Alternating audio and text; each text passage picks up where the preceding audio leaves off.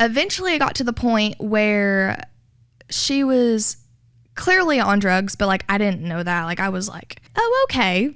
I don't know. But she at one point was like, I don't think I should be your mom anymore. Like, I don't think I'm the good fit for you. And it was like actually on my birthday that she told me this, because she was like, happy birthday. By the way, I don't want to be your mom. She was basically like trying to make me feel bad and was like being very manipulative about the situation, was like, you deserve better. And I just don't think I'm it. And I was like, why aren't you it? Like that, it really hurt, because not only is your mom telling you that she doesn't think she's a good fit, but you're like, why do you not want to be a good fit? Yeah. Like, why are you giving up?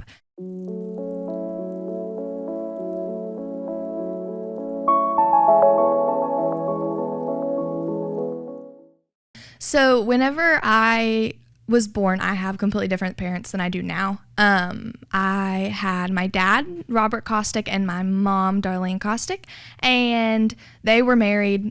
And I don't really know much about their like relationship together. I just know it wasn't good. And they got divorced around the time that I was 1. My mom kept her last name. She still has the same last name because that's what I had.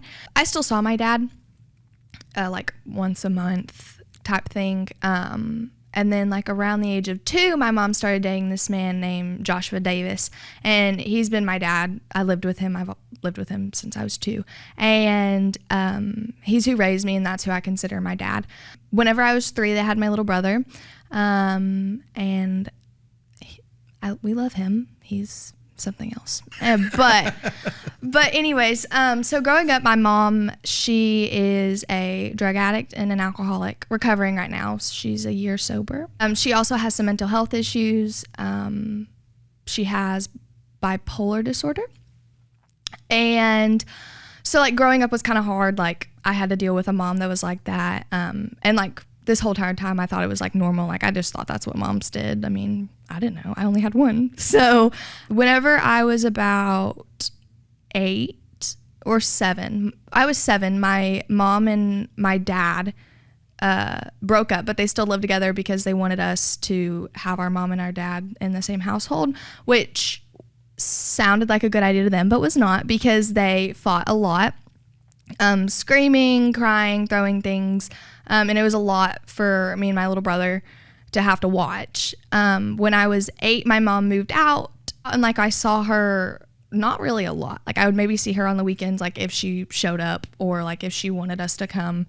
She was just kind of like living her own life. Whenever I would see her, it would be hard, because instead of having like all the anger to give out on my dad, she would put it on me. And so my mom like was very abusive, like mentally, physically, like emotionally, the whole 9 yards.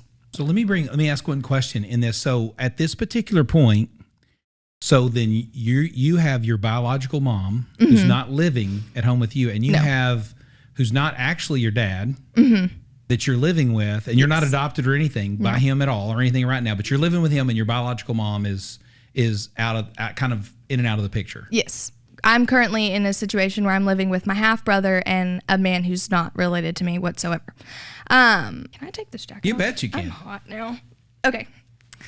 He starts dating this woman named Sarah Webb, and I did not like her because, and it was nothing to do with her. It was more of like the fact that I had only had my mom, and so like I didn't want another person coming into the situation. Like I had just grown to accept the fact that it was me and my dad and my brother, and like I was 9, and so I would make things so hard for her. And like if she wanted to do something, I'm like, no, that's dumb. Like I don't want to be a part of whatever you got going on. My mom did not like her either, so my mom would make it even harder on me. And so I would have to go see my mom, and then I would have to hear all these awful things about my family that like she wasn't technically a part of. Like she didn't know what actually went on. She was just like, there's another woman raising my child, so this is not okay. Eventually, my dad's girlfriend, Sarah, was like, hey, you need to get your kids to go to church. And I was like, why not? All my friends go to this church. And so we went to Faith Baptist. It's in North Little Rock. And all my friends went, and we went to Awana's, and I was learning Bible verses and doing all this stuff. But my home life did not change. And I was still having to go see my mom, who was then an atheist. My mom grew up in church, and then turned like her back on it, I guess, and was like, this isn't real. And so I would be like, hey, you want to hear this exciting thing that I did at church? And she's like, it's not real, it's a fairy tale, Monroe, but whatever. And like would like make the most backhanded remarks, or like try and quiz me on things that like I was like 9 years old, and she was like, well, do you know about this? And I'm like, no, I don't know about this, I'm in like Sunday school. But like at church I was learning like God's unconditional love, and like they explained it in the way of like God was the parent that is never going to like leave you, the parent that's always going to be there for you. And for the time as a 9-year-old, I was like, I want that. Like why can't I have that? Yeah. So I talked to my small group leader, and I was like, hey, I want to be saved. And she's like, oh my goodness. She was so excited, and I was like, okay, we're excited. And so I talked to my dad and Sarah, and they were like super excited too. They're like, oh my goodness, this is great. And so we sat down at the kitchen table, and we prayed, and I was like, okay, this is cool. I was like, I'm in this. And so I was saved in 5th grade. I told my mom about it, and like, of course I didn't get the reaction that I wanted, but my mom was like, okay, that's cool. Well, in middle school, my mom moved back to Sherwood, but she lived in North Little Rock. And so I would see her a little bit more often, which was it's like a good and a bad thing, because my mom was still very abusive, but like at the same time I got to spend more time with her, and I love spending time with my mom, like no matter what the situation was. She was my mom. Eventually I got to the point where she was clearly on drugs, but like I didn't know that. Like I was like, oh, okay, I don't know. But she at one point was like, I don't think I should be your mom anymore. Like, I don't think I'm the good fit for you. And it was like actually on my birthday that she told me this, because she was like, happy birthday, by the way, I don't want to be your mom. She was basically like trying to make me feel bad, and was like being very manipulative about the situation, and was like, you deserve better. And I just don't think I'm it. And I was like, why aren't you it? Like that, it really hurt, because not only is your mom telling you that she doesn't think she's a good fit, but you're like, why do you not want to be a good fit? Yeah. Like, why are you giving up? We had started going to church here whenever I was in 6th grade. And that was actually right before I went to church camp for the first time ever. I had never been to a church camp before. I was so excited. That happened to be the like series where we talked about Ephesians 2:10, for you are God's masterpiece. And it was a really rough week, because whenever we would talk about things in our group, like that's what I was talking about. I was like, hey, I have to deal with this. And I'm like, and I don't really know how to deal with this.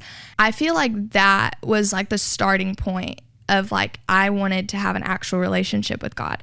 And like, I was saved, and like, I knew what it meant, but like, and I believed it wholeheartedly, but I was like, I didn't know what it was like to actually like trust God in the situations. So literally like right afterwards, I find out that she's going to rehab. And I was like, rehab? I'm like, why do you need rehab? There's a lot of things that like clicked in my head, and I'm like, hold up, God, what's going on? I was like, hey, I trust in you, and then you did this. And obviously God was like, yeah, you trusted me, now watch. Like, now wait. And I struggled with that a lot, because I was like, my mom's choosing something over me. I blamed myself, I blamed God, I blamed everyone around us. I'm like, why is this happening? Like, why, if you saw it too, why didn't you stop it?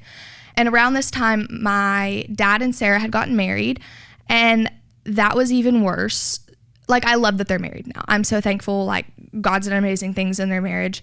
But like back then I was like, not only am I losing my mom, but now I'm having this other lady that's like official. And I'm like, I didn't have the same last name as them. I wasn't legally in their family. I wasn't blood in their family. I was just there. It was really hard, like off the walls hard. And then eventually I started going to therapy to talk about it. And so at this particular point, one of the things that I think is really, really big is that, so your mom is trying to get clean. Yes. You know, so she's trying to get clean. There's been so much damage between you and her, but at the same time, she's still your mom. Yeah. And that's tough. And then over here, there's this life coming together, this home coming together. Sarah and your dad, they're getting married. Was there this feeling somewhere in you where you're like, if I want to be fully in this home with your dad and Sarah, you want to be there, you want to feel like you're a part, but at the same time feel like you're betraying your mom? I think I was more just like angry at the fact that like what I wanted was not going to happen. So like my mom, like the picture in my head, I think at this point was that I was going to have my mom and my dad. And like, I would quote this to Sarah and I would call it my normal life. And I'm like, I just want a normal life. Like I want all of this craziness just to stop. Like I felt like I was being, like I had an injustice going on because not only were they becoming a family, but like I was losing my family. Yeah. And I'm like, I don't know where I fit. Because I was in one home and I was missing another home. I would cry all the time about it. I would get angry at everyone in the house and it'd be like, you're doing this, this, and this, and I don't want this. And like making it hard on Sarah was nothing compared to how I was acting. I started going to therapy and we talked a lot about everything. And she was like, basically one day she was like, so what do you want? And like, I hate when therapists ask me that because they're like, what are your life goals? And I'm like, to not be sad. She was like, so do you want to be adopted? And like, I knew what adoption was at this point because Sarah was adopted. And so whenever I met her, she was like, hey, this is what adoption is. And she was like, well, technically you're adopted because your dad loves you and you're not like technically his. And she's like, that's adoption. And I was like, whoa, that's cool. And so like, I'd already wanted to be adopted. I'd actually asked to be adopted. And my mom was like, if your dad wanted to adopt you, he would have already done it. And so like every single time that like everything was going on, that would always play in my head. So at this point, not only am I like, I'm missing my mom, but I'm like, does my dad actually want me? And like he did, but adoption in my situation comes with such a big price. Because if I wanted to be adopted at this point, Sarah and my dad were already married. So if you can't just adopt someone and not have your spouse adopt them, basically if I wanted to be adopted and my dad wanted to adopt me, Sarah would have to be my mom. And when I found that out, I'd already asked my mom to be adopted and she was like, yeah, sure. And I'm like freaking out because this woman's a fighter. And if she doesn't want something, she's not going to go for it. If she wants something. So you asked your biological mom, hey, yes, would you let me be adopted? Yes. Like I was thinking this was no big deal. I'm like, he can just sign the papers and that's my dad. Like, why are you doing this? And she was like, you know that means I'm going to have to give up my rights to you. And I sat there and I was like, I did not know this. So I had to make a decision about it. And eventually it came down to the point where I was like, thinking about it all. My mom's out of rehab at this point. Like I'm thinking my mom's clean. I'm thinking that I'm about to have to ruin this. Like I am like, my life is on the line right here. Like my whole family's on the line. I knew that I was going to be hurting my mom. And I knew that if I didn't do it, then I would be hurting my dad. I was like, I really need this. I'm like, I don't want to put emotions over something that like, I need stability.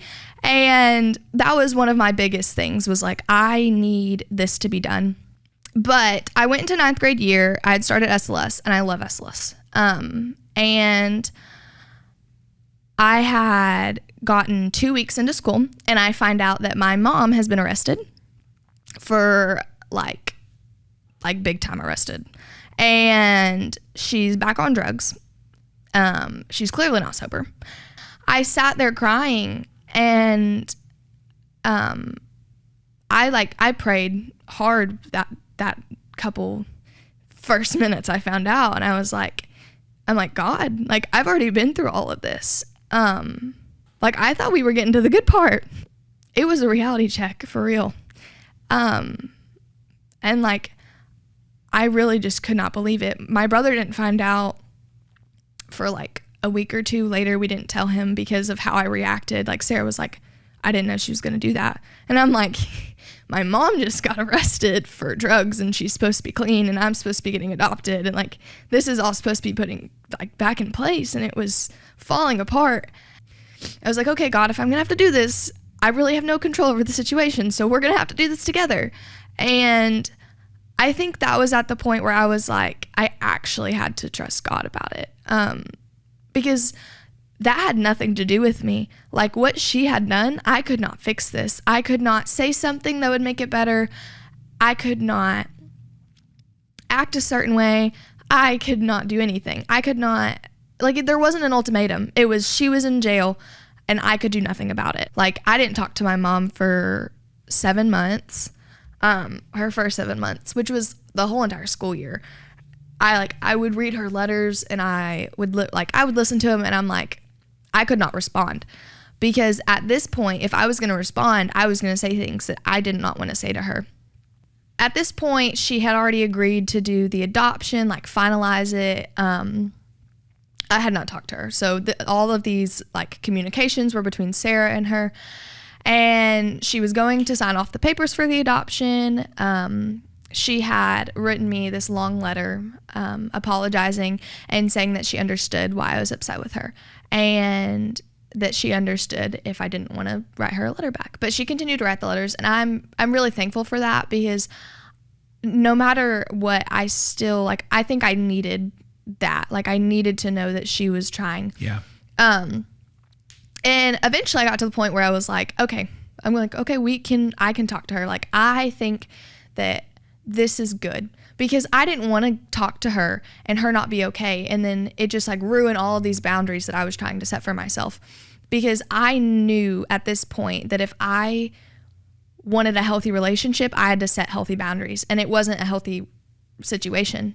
And so finally I had talked to her, and I had written her a letter, and I don't know exactly what I said, but it wasn't just like a, hey, how are you doing letter. It was like, I told her why how I felt, why I had not talked to her.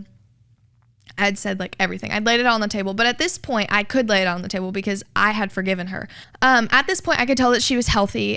She clearly had started a newer version of her relationship with God. She had sent me Bible verses, talking about her faith and how she felt like God had his hand on the situation, and that's who she had to trust. Like, she was like, okay, like she had figured it out, or was trying to figure it out at this point. And I was like, okay, I can do that. I can do that. We can figure this out together.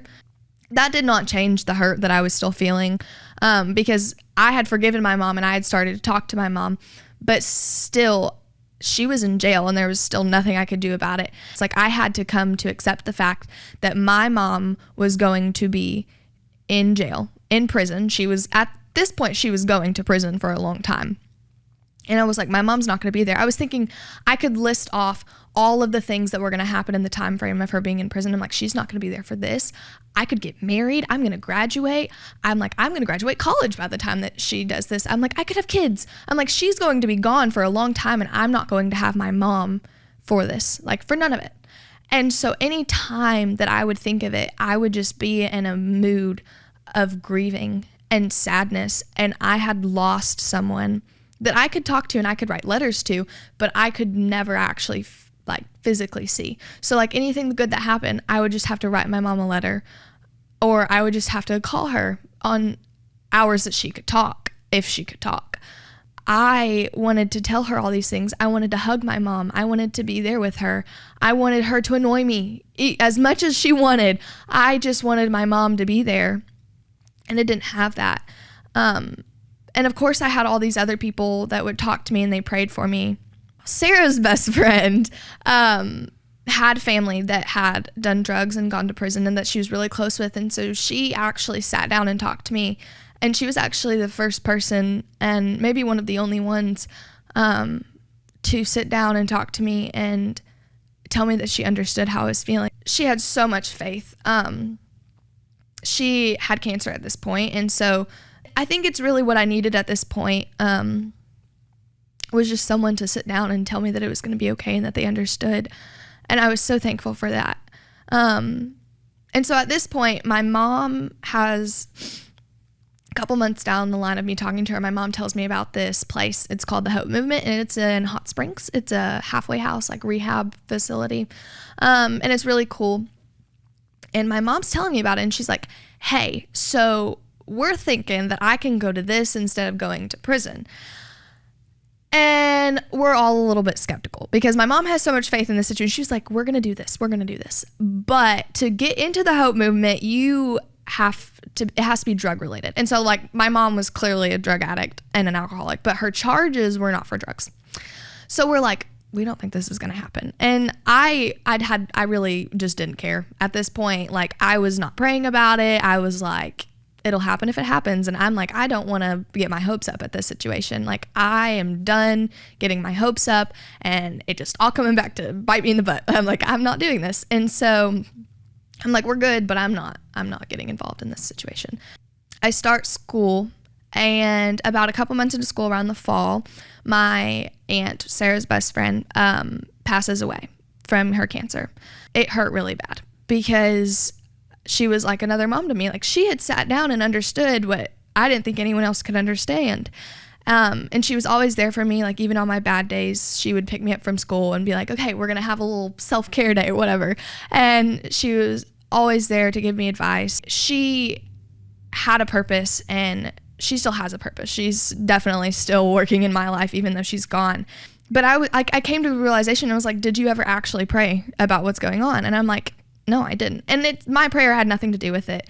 But I actually sat down and looked at everything that was going on. And I was like, you need to pray about this. Like, she prayed about this. Like, you need to pray about this. And I'm like, oh my goodness. And so learning to pray about it and to actually, like I said, I put my faith and like all my hope and like all my trust in God. But like, I wasn't even giving him the time of day to just talk to him about it and let him know what I wanted. So I started praying. And our adoption started up again because quarantine adoptions do not work very well. Yeah. And we finally, around December, we get a call from our attorney saying that we have a date for our adoption court date. And I was like, oh my goodness, this is really cool. Or everyone else was really like that. The whole entire time the adoption process was going on, I did not want anyone to talk about it in the house. Like, we were not allowed to talk about it unless absolutely necessary. Like, that attorney better be asking us questions if I'm going to start talking about this adoption, because I just couldn't do it. And like, I felt so bad and I felt selfish because I wasn't happy. And like, everyone else was so happy. They were like, let's have a party, let's make t-shirts. And I was like, you can do that, but I don't want to do that. Like, I was losing my mom, and I really was not happy. Like, it's what I wanted. Everyone would ask me, they're like, do you actually want to be adopted? And I'm like, yes, it's what I need. But I would not have picked our adoption, because simply to put it, everyone in our house can tell you that adoption would not have happened if my mom had not gone to jail. Like, the process was so much easier. All she had to do was sign a thing. And I was like, wow, like, this is happening, but it's not how I wanted it to happen, like, whatsoever. But that same week, I get a phone call from my mom. So random, because my mom does not call me. And I get a call, and I'm like, yes? And she's like, I have something to tell you. And I was like, what? And she goes, I got accepted into the Hope movement.